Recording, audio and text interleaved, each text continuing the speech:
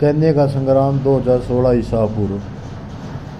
यह प्रसिद्ध संग्राम रोम एवं कार्थेज राष्ट्रों के मध्य हुआ था, जिसमें कार्थेज की सेना का नेतृत्व शासक व सेनापति हैनिबल के द्वारा किया गया था, जबकि रोम की सेना का नेतृत्व वेरो द्वारा किया गया था। यह युद्ध कैन्य नामक स्थान पर 2 अगस्त 2016 ईस्वी को हुआ था।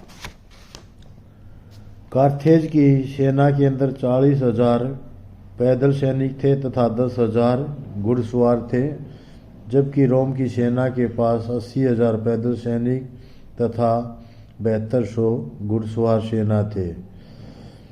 कार्थेज की सेना के पास तलवार, ढाल, भाला, कवचों का प्रयोग, लोहे के टोप, सुरक्षात्मक हथियार थे, जबकि हैनिबल के पास तलवार, भाला, गोफन, बल्लम व बर्छी भी थे। प्रारंभिक आक्रमण में हैनिबल ने अपने सैनिकों को इस प्रकार आगे बढ़ाया कि बीच का हिस्सा आगे बढ़कर अर्धचंद्र के आकार में हो गया।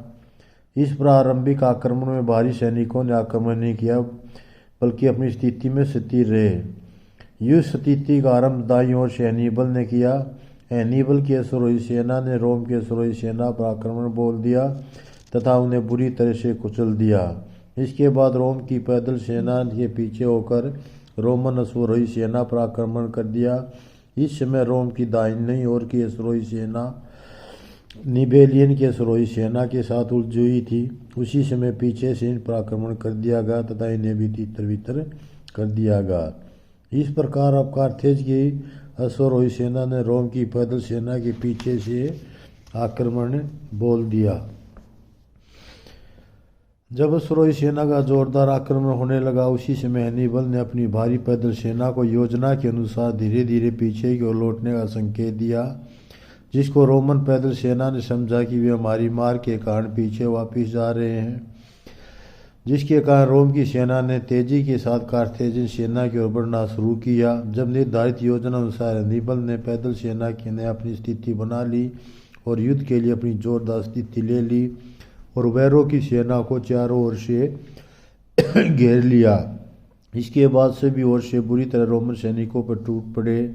अंततः इस भीषण संघर्ष में घिरी रोमन सेना लाशों के ढेर में बदल गई। उल्लेखनीय, जब रोमन सेना आक्रमण के लिए आगे बढ़ी तो केंद्रीय भाग धीरे धीरे पीछे हटता गया। दोनों पार्श्वों की अपेक्षा पंक्ति का मध्य भाग अधिक पीछे हट गया।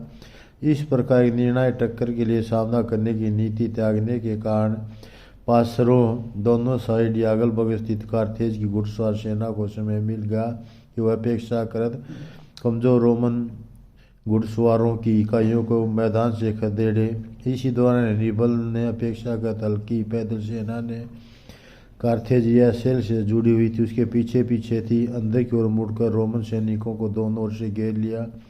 शत्रु सेना के मध्य भाग के पीछे हटने का रोमन सेना संकट की ओर बढ़ती गई और भीड़ के रूप में इकट्ठी होने के कारण अपने हथियारों का प्रयोग भी नहीं कर पा रही थी। ऐसी परिस्थिति में हैनिबल की घुड़सवार सेना ने पीछे से हमला कर दिया और रोमन सेना को बुरी तरह से कुचल दिया। इस प्रकार यह संघर्ष एक निश्चित योजना अनुसार हैनिबल द्वारा किया गया, जो कि अत्यंत जोखिम भरा था। यदि रोमन सेना तेजी के साथ इस पर हमला कर देती तो कार्थेज सेना का निश्चित युग में संगठित हो पाना संभव नहीं था और यह विजय भी पराजय में बदल जाती। जब चारों ओर से रोमन सैनिक घिर गए तो वे इतने भयभीत और आतंकित हो गए कि उनमें सहयोग या एकता का पूर्ण अभाव हो गया तथा आपस में इतने भिड़ गए कि भीड़ के रूप में संगठन बन गया, जिसके कारण वे हथियारों का भी खुलकर प्रयोग नहीं कर सकते थे। इसी दौरान वेरो तथा उसके कुछ साथी युद्ध के मैदान से भाग खड़े हुए, जिसका परिणाम यह हुआ कि नेतृत्वहीन तथा भीड़ के रूप में खड़ी रोमन सेना को बुरी तरह से मौत के घाट उतार दिया गया। इसी के साथ इस युद्ध का निर्णय हैनिबल के पक्ष में होगा और सफलता का सेहरा उसकी समर्थांतरिक चाल को दिया गया।